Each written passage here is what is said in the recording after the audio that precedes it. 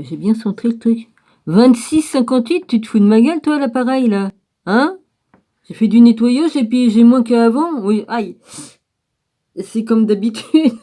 Vieille blessure de guerre. Ouais. J'ai failli me tuer avec ma voisine, là, quand je m'étais cogné. Depuis, j'ai des douleurs dans les vertèbres du cou, évidemment. Je suis bien protégée par Jésus parce que j'ai failli me tuer ce jour-là aussi, tiens. Ouais, bah, j'ai eu mal longtemps et puis depuis, j'ai toujours des problèmes. J'avais pas de, comment qu'on appelle ça? De trucs qu'on met au cou là pour maintenir, hein. C'est pour ça que j'ai toujours des problèmes. J'en ai vu d'autres. C'est pas grave. C'est point grave. Bon. Ah merde, j'aurais peut-être dû allumer l'autre aussi. Oh, puis j'ai pas attrapé le bordel pour... le machin se retrouve par terre. Bah oui, j'ai déplacé les trucs pour nettoyer. Alors j'ai pas mis le fil comme il faut. Oh, fait chier. Tant pis. J'y vais comme ça, mais j'aurais aimé être plus éclairé.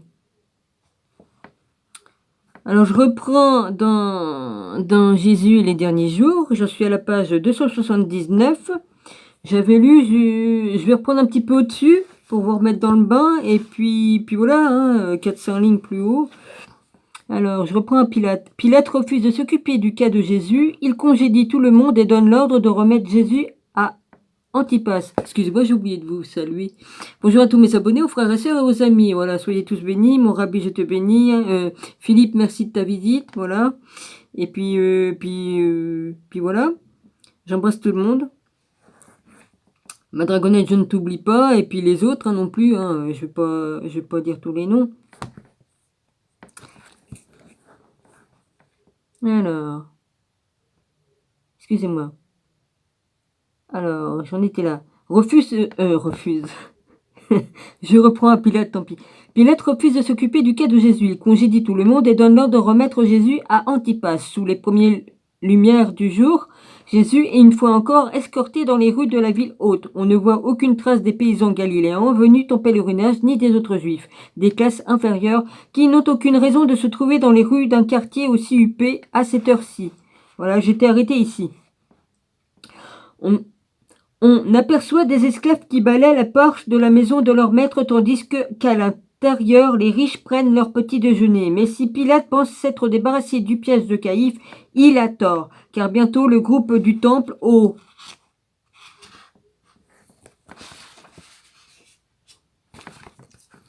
couplet, Jésus compris est de retour.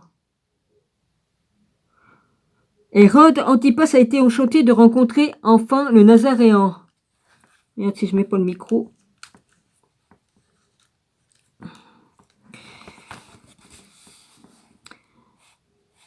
Et il a pris quelques instants pour juger la dimension de cet homme.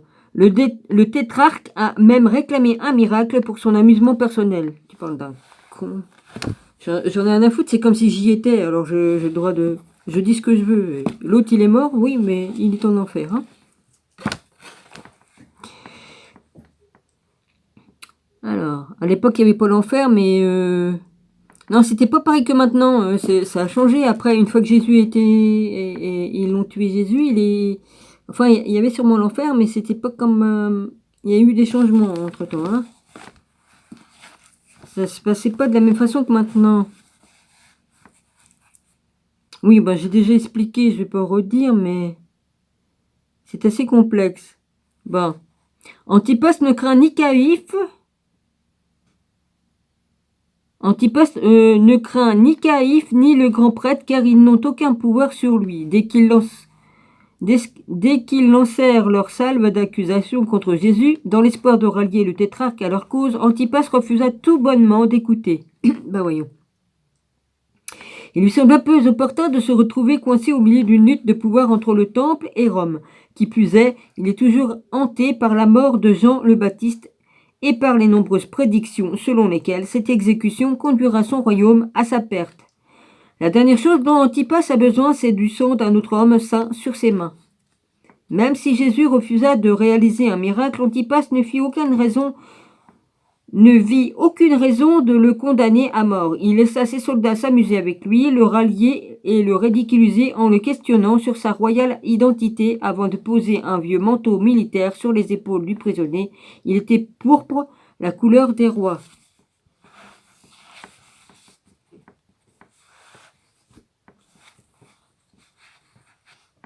Revoilà donc Pilate aux portes de son palais, se demandant ce qu'il va faire de Jésus. Il a sous-estimé Antipas, oubliant que le tétrarque a été élevé dans une famille où la trahison et la fourberie sont une seconde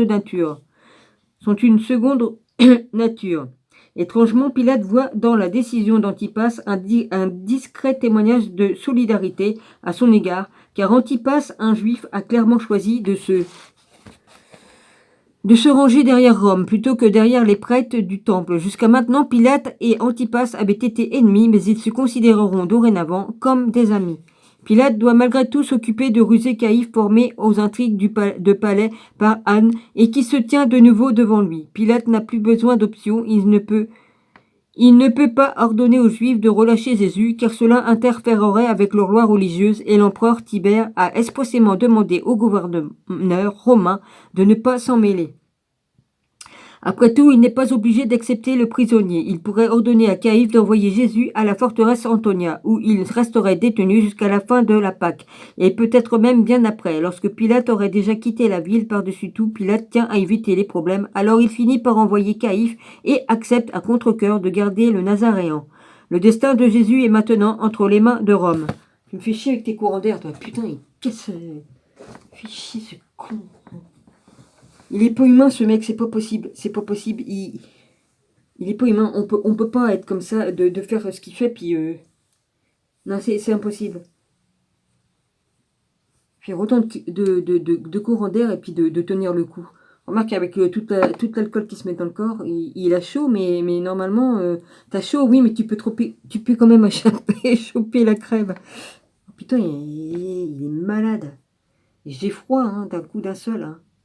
Il ouvre tout, là, hein, c'est-à-dire il ferme ses volets, mais il ouvre tout en grand. Donc les courants d'air se font, hein, les courants d'air se font bien. Évidemment, ça pue chez lui, hein, on sait comment que ça fait, les choses qui picolent de trop, il y a l'odeur du foie pourri qui ressort, ça fait des odeurs. Sans compter que le chien, il lave pas son chien ni rien, donc... enfin bref. Et j'en ai ras le bol, là. J'en ai ras le bol, il va falloir que je lâche prise sur cette connerie, parce qu'il y en a marre, hein. Je nourris la bête en même temps, hein. Ouais, c'est bien peine de dire aux autres, non, il faut pas... Ah, je ferais bien de suivre mes exemples à moi, mes conseils de moi-même. Mais oui, mais c'est difficile, hein. Ça fait 5 ans que je l'ai sur le dos, là. 5 ans que... Puis depuis que Gilles est mort, hein, il a multiplié par 1000, hein, sa méchanceté, hein. Évidemment, Gilles est plus là, hein. Mais Gilles, il voulait jamais descendre pour faire des histoires, il voulait pas, il laissait faire. De toute façon, Gilles était malade et tout ça, bon, il y avait autre chose à faire, hein. Puis même, Gilles, c'est moi qui ai eu les couilles de descendre et puis de l'engueuler, l'autre, hein. Non, mais c'est pas croyable. Non, je voulais pas faire d'histoire, mais c'est quand même normal que j'ai mis le haut là. Mais bon, ça a fait que après c'était bien pire, mais bon. De toute façon, c'est ainsi. Bon, où en étais-je? Je parle, puis je sais plus d'où j'en suis. Hein, c'est malin. Alors, le groupe, il a tort, car bientôt le groupe du temple au complet, Jésus compris, est de retour. Ça, je l'ai lu. Il était pour la couleur des rois. D'accord, j'en étais là. Revoilà donc Pilate aux portes de son palais, se demandant ce qu'il va faire de Jésus. Il a sous-estimé Antipas, oubliant que le tétrarque a été élevé dans une famille où la trahison et la fourberie sont une seconde nature. Ça, je l'ai lu. Étrangement, Pilate voit dans la décision d'Antipas un décret témoignant de la solidarité à son égard, car Antipas, un juif, a clairement choisi de se ranger derrière Rome plutôt que derrière les prêtres du temple. Jusqu'à maintenant, Pilate et Antipas avaient été ennemis, mais ils se considéreront dorénavant comme des amis. Il rentre la Baltique.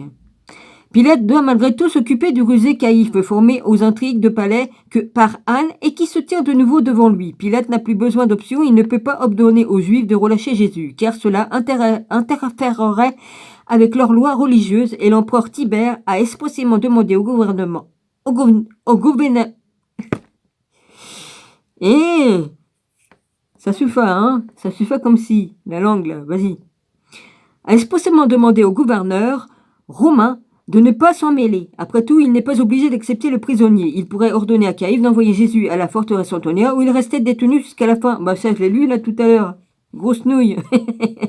La Pâque, et peut-être même bien après, lorsque Pilate aurait déjà quitté la ville. Par-dessus tout, Pilate tient à éviter les problèmes, alors il finit par renvoyer Caïphe et accepter à contre-cœur de garder le Nazaréen. Le destin de Jésus est maintenant entre ses mains. Ah, j'ai oublié que j'avais lu jusque-là. Bah, excusez-moi, hein. J'ai déjà pas beaucoup de place dans ma vidéo, mais en plus je me répète, alors ça le fait pas. Ça le fait pas. Ponce Pilate est curieux. Es-tu le roi des Juifs demande-t-il à Jésus. Le gouverneur est assis sur son trône de jugement, d'où il domine une cour d'allée. Quelques personnes assistent à la scène. Pilate a choisi ce lieu pour plusieurs raisons. Il est loin du centre de palais, mais près de l'endroit où loge sa petite garnison personnelle. La cour ne se situe pas à l'intérieur du palais, mais il est adjacente. Son architecture... Bah oui, Dominique, si tu racontais moins ta vie entre deux, tu t'y retrouverais, hein, dans ce que tu fais. Bon, je me juge moi-même. Unique permet à Pilate de s'adresser à ces sujets d'un endroit surélevé. Il y a également une entrée privée qu'il peut utiliser pour entrer et sortir et par laquelle les prisonniers comme Jésus peuvent être emmenés et jugés avant d'être discrètement reconduits dans leurs cellules. Ce lieu situé hors des murs du palais présente également l'avantage de ne pas être dans la résidence, si bien que les Juifs peuvent y pénétrer à la veille de la Pâque, d'où la présence des prêtres du temple et des disciples de Caïphe qui surveillent attentivement le déroulement des opérations pour leur chef. Ils viennent s'assurer que le jugement rendu par Caïphe et les pharisiens sera bien mise à exécution. Est-ce toi-même que tu dis cela? Ou d'autres se l'ont-ils dit de moi? Demande Jésus en retour. Suis-je un juif? Moi, ta nation et tes grands prêtres t'ont livré à moi. Qu'as-tu fait? Mon royaume n'est pas de ce monde. S'il l'était, mes serviteurs auraient combattu pour moi afin que je ne fusse pas livré aux Juifs. Mais mon royaume n'est pas d'ici. Tu es donc roi, dit Pilate amusé. C'est une bonne nouvelle pour le gouverneur, car en déclarant être roi, Jésus a enfin commis un crime contre Rome. Bah voyons. Et l'empereur. Mon cul sur la commode. Faux prétexte, hein. Faux prétexte qu'ils ont contre Jésus. Il dit bien la vérité, il est bien roi. Il est le roi des rois, le seigneur des seigneurs. Il constitue désormais une menace sérieuse à l'ordre public, quoi qu'il arrive, ensuite cela pourra être justifié. Tu le dis, je suis roi, je suis né et je suis venu dans ce monde pour rendre témoignage de la vérité. Quiconque est de la vérité écoute ma voix, répond Jésus. Grande vérité. Qu'est-ce que la vérité? Demande Pilate, de plus en plus fasciné par Jésus.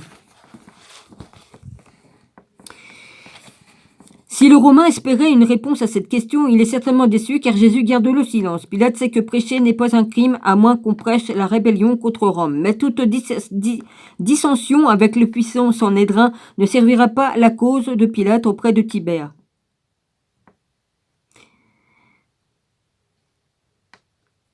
Ainsi quitte-t-il Jésus des yeux pour se tourner vers les disciples du temple juif qui remplissent la cour. De son perchoir, il peut observer le groupe apprécier leur réaction. Observer le groupe, virgule, apprécier leur réaction. Pendant la Pâque, il est d'usage que le préfet romain libère un prisonnier. Pilate trouve donc une solution assez simple pour apaiser cette situation politiquement explosive. Il donnera le choix à la foule, libérer le pacifique Jésus ou l'horrible Barabbas. Terroriste et meurtrier, dont les crimes méritent réellement d'être punis. Voulez-vous que je relâche le roi des Juifs? Demande Pilate à la foule. La réponse le surprend, car Pilate ne sait pas que la foule à qui il s'adresse a reçu l'ordre des grands prêtres et des anciens de s'assurer que Jésus soit exécuté. Ce ne sont pas les pèlerins juifs qui veulent la mort de Jésus, ni les habitants de Jérusalem, mais simplement une poignée d'hommes qui s'enrichissent grâce au temple. À leurs yeux, un homme qui dit la vérité est bien plus dangereux qu'un tueur de masse. Donne-nous Barabbas, crie-t-il. Matthieu 27, 15, Marc 15, 6, Luc. 1 Matthieu 27, 15, Marc 15, 6. Ensuite, il y a Luc 23, 17 et Jean 18, 39. Merci de me mettre les chiffres romains. C'est bien. Je réapprends les chiffres romains. Oui, ben, j'ai pas tout oublié, mais enfin une petite partie. Dans les chiffres les plus gros, hein, parce que après ça fait des X, V, je sais plus quoi, C, tout un tas de trucs. Alors, au moment où l'on juge Jésus, la Pâque se prépare dans les cours du temple. Malgré leur nuit blanche, Caïphe et les autres prêtres ne peuvent pas souffrir le luxe d'un peu de repos. Ils traversent bientôt le pont reliant la ville haute au temple et se préparent pour leur tâche de la journée. De longues files de pèlerins se sont déjà formées et le bêlement incessant des agneaux s'intensifie. Les premiers sacrifices auront lieu à midi, comme le veut la loi. Des rangées de prêtres commencent à s'assembler, certains munis de coupes en argent, d'autres en or. Elles serviront à recueillir le sang des agneaux dont on viendra de trancher la gorge. Les coupes seront ensuite portées jusqu'à l'autel et le sang versé en sacrifice. Un chœur de Lévites se réunit aux côtés des musiciens qui honoreront ce grand jour du son de leurs trompettes d'argent. Ponce Pilate ne porte strictement aucun intérêt à ce qui se passe dans le temple. Son attention est monopolisée par le problème qui se tient toujours devant lui. Le gouverneur romain ne pense pas qu'exécuter un homme aussi populaire que Jésus soit un usage de décision, soit une sage décision. Non mais qu'est-ce qui me prend moi? Vas-y, je vois autre chose. Le gouverneur romain ne pense pas qu'exécuter un homme aussi populaire que Jésus soit une sage décision. Une telle exécution risque de provoquer des émeutes qui seront ensuite certainement rapportées à Tibère et Pilate devra en assumer les conséquences. Alors plutôt que de crucifier Jésus, Pilate condamne le Nazaréen à la verberatio. Voilà, verberatio. Oui, c'est ça. Peut-être que cela apaisera le Sanhédrin. Le gouverneur romain appelle les grands prêtres et les anciens auprès de lui afin de leur annoncer sa décision. Vous m'avez amené cet homme parce qu'il entraînait le peuple à la révolte. Et voici, je l'ai interrogé devant vous et je ne l'ai trouvé coupable d'aucune des choses dont vous l'accusez. Hérode non plus, car il nous l'a envoyé. Ainsi cet homme n'a rien fait qui soit digne de mort. Je le relâcherai donc après l'avoir fait châtier. Quelques instants plus tard, le Nazaréen est déshabillé et conduit dans la cour de prétoire. La colonne de flagellation l'attend. Fin du chapitre, voilà. Alors, nouveau chapitre, chapitre 18, ville haute de Jérusalem, vendredi 7 avril, 30 APR, Jésus-Christ, 8h, 15h. Page 287. Jésus endure le châtiment comme pour tous les condamnés. Ses mains sont attachées à l'anneau en métal au sommet de la colonne de flagellation et l'empêchent de bouger. 2 légionnaires se tiennent derrière lui, un de chaque côté, serrés dans leurs poings la manche en bois, d'un flagrum, auquel sont fixées 3 lanières en cuir. Chaque lanière mesure environ 8 cm. Aujourd'hui, plutôt que des billes de métal ou des os de mouton, le bourreau ont fixé des petits poids en plomb. Le flabatae,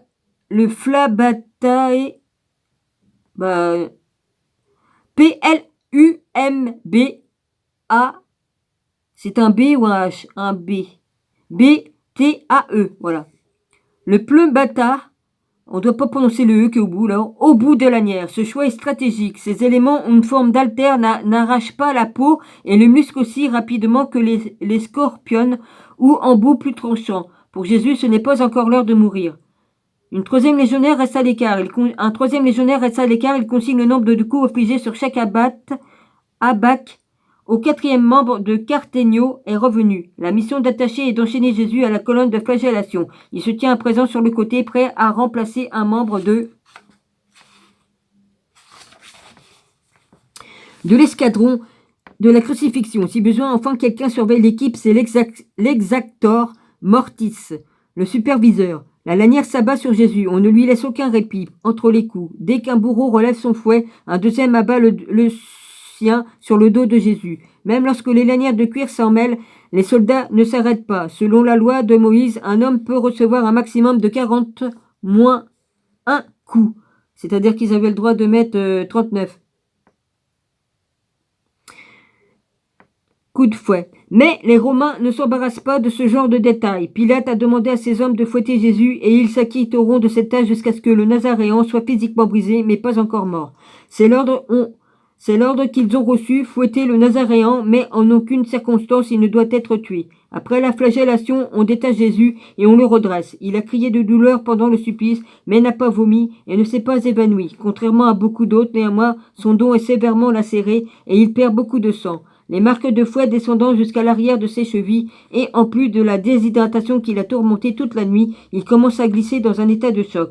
L'escadron de la crucifixion a rempli sa mission, frappant le Nazaréen avec une précision chirurgicale. Ils l'ont battu presque jusqu'à la mort. Pilate est clairement stipulé qu'il s'en tiendrait là pour aujourd'hui, mais il reste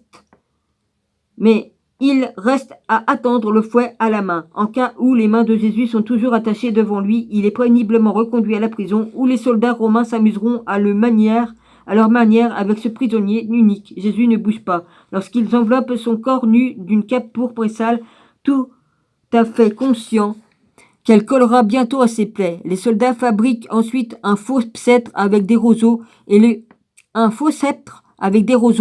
fourrent entre les mains de Jésus pour se moquer de celui qui affirme être un roi. Plutôt que de prendre en pitié un homme qui vient d'être flagellé, les soldats romains lui crachent dessus.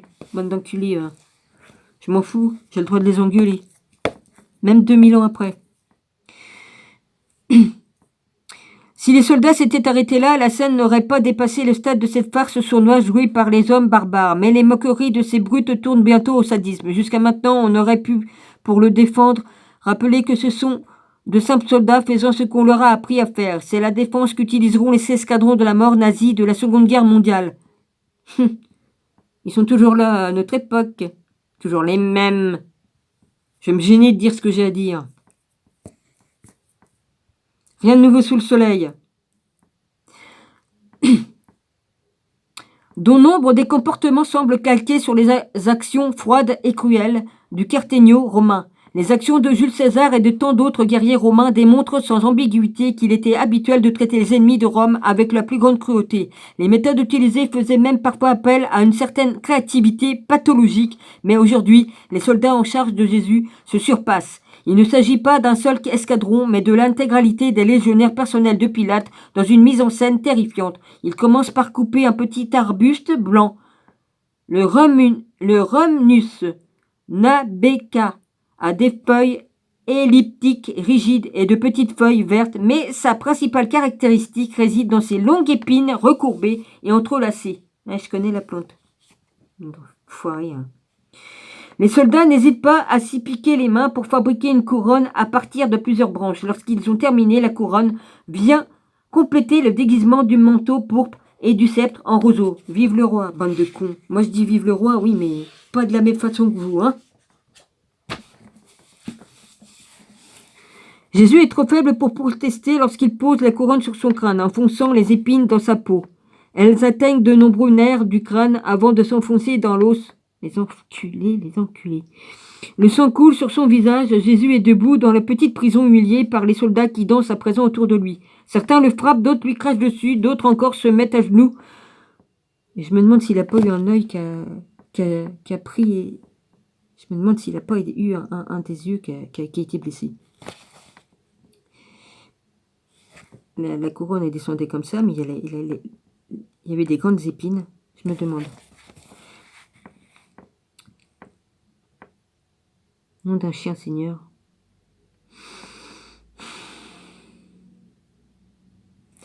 Bon, je continue.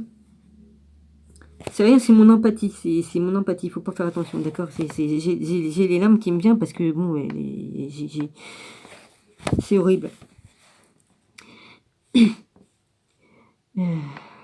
Reprends-toi, Dominique. Certains frappent, d'autres lui crachent dessus, d'autres encore se mettent à genoux. Et il faut que je me reprenne. Hein. Et comme cela ne suffisait pas, les soldats arrachent les roseaux.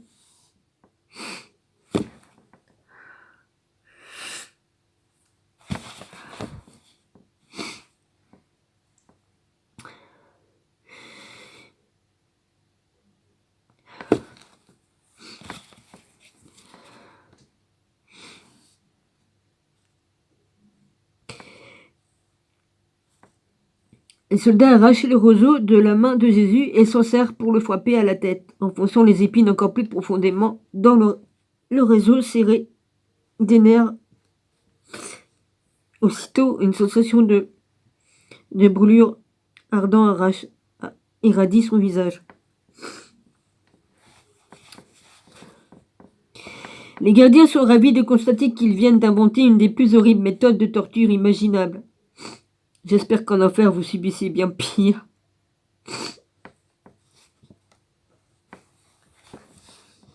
Mais au moment où Jésus semble sur le point de flancher, les soldats apprennent que Pilate souhaite voir le prisonnier.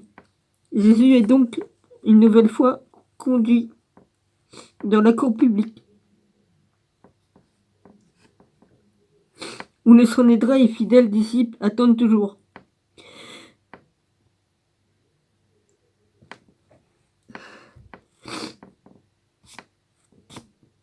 Les grands prêtres... Non, c'est pas ça. Dans la cour, qu'est-ce que c'est passé la cour là-dedans? C'est sûr, en pleurant, je ne risque pas de voir grand-chose.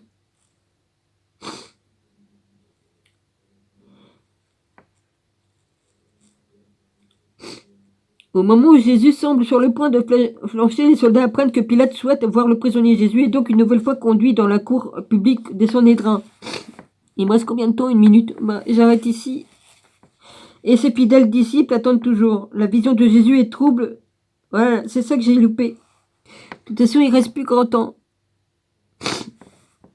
La vision de Jésus est trouble, du liquide commence à s'accumuler autour de ses poumons et il a du mal à respirer. Il avait prédit sa mort depuis bien longtemps, mais cette réalité est épouvantable. Les grands prêtres et les chefs religieux regardent Jésus approcher. La couronne d'épines toujours sur son crâne. À sa vue, il se rappelle l'homme qu'il a publiquement humilié dans le temple quelques jours plus tôt. Ils perçoivent sa souffrance mais n'éprouvent aucune pitié. Jésus doit mourir et plus ce sera douloureux, mieux ce sera. Voyons. Bande de barbares. Il est à 9h du matin lorsque Pilate s'assoit à nouveau sur le trône du jugement. Il essaie une dernière fois de faire libérer Jésus. « Voici votre roi », grogne-t-il d'une voix féroce à l'assemblée du chef religieux et ses disciples. Voilà, je reprendrai de là.